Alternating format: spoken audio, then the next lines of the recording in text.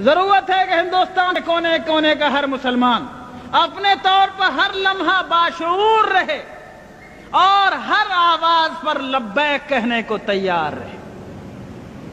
دوسری ضرورت اس بات کی ہے لوگوں کہ دین یا کوئی راستہ، آپ کے ہاں سروے میپ چھپتا ہوگا، اگر کبھی 100 برس پرانا سروے میپ آپ نے دیکھا ہو، بہت سی روڈ، بہت سی سڑکیں اس میں دیکھیں گے آپ۔ آج تلاش کریں گے وہ سڑک نہیں ملے گی، وہ ڈیڈ روڈ ہو گئی۔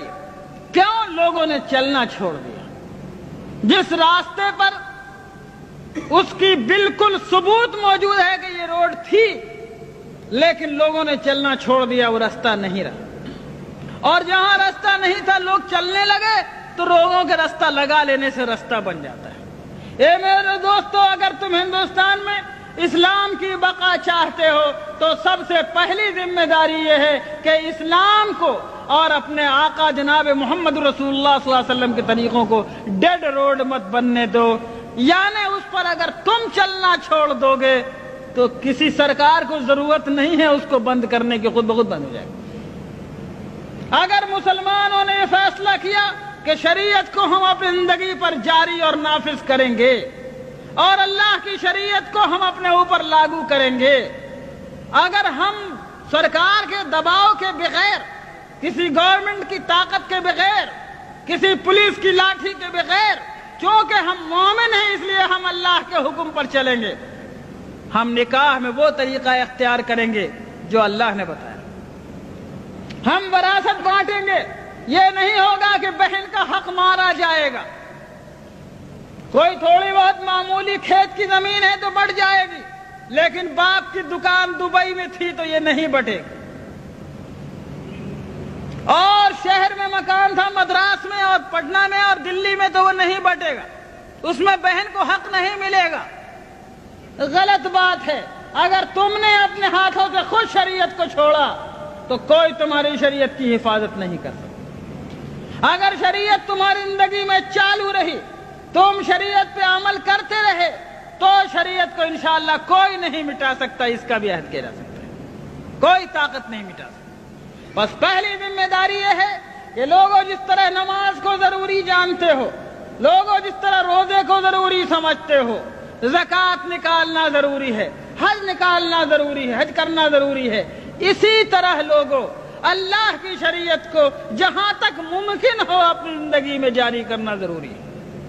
ٹھیک ہے، ہندوستان کے حالات میں ہم حدود و قصاص جاری نہیں کر سکتے، ہمارے اندر اس کی استطاعت و طاقت نہیں ہے، لیکن ہم قانون نکاح، قانون طلاق، قانون فسخ، قانون وصیت، قانون ولایت، قانون وراثت وغیرہ دوسرے معاملات میں اللہ کی شریعت کو ہم اپنے اوپر جاری کرنے کی طاقت رکھتے ہیں، وہاں پر ہم کو جاری کرنا ہوگا۔ سنو لوگوں، اللہ تعالیٰ نے ہم کو اتنے کا مکلف بنایا ہے جتنے کی ہمارے اندر طاقت ہو، اس میں کوتاہی کریں گے تو پکڑے جائیں گے۔ سیدنا امام بویتی رحمت اللہ علیہ بہت بڑے عالم گزرے ہیں، فقہ شافعی کے بہت بڑے امام ہیں۔ جب خلافت عباسیہ کا زمانہ تھا، مسئلہ خلق قرآن پر ان کو قید کر دیا گیا جیل خانے میں، ان کے پیروں میں بیڑیاں تھیں۔ جب جمعے کا دن آتا، جمعے کی اذان کے وقت اپنے جیل خانے کی کوٹھری سے گھسٹتے گھسٹتے زمین پر نکلتے اور مین گیٹ تک جیل کے پہنچتے، سارا بدن لہو لہان ہو جاتا، خون سے بھر جاتا۔ جب جمعے کی نماز پڑھ کے لوگ واپس آتے تو پھر یہ اسی طرح گھسٹتے گھسٹتے اپنی کوٹھری تک جاتے۔ لوگوں نے کہا حضرت آپ ایسا کیوں کرتے ہیں؟ آپ قید میں ہیں، آپ جمعے کو جا نہیں سکتے، پھر کیوں آپ گیٹ تک اتنی تکلیف فرماتے ہیں؟ کہا کہ اور کچھ نہیں، اللہ تعالیٰ نے کہا ہے اذا نودی للصلاة من یوم الجمعة فاسعوا الى ذکر اللہ، اے لوگوں جب جمعے کی اذان پڑھے تو دوڑو اللہ کے ذکر کی طرف۔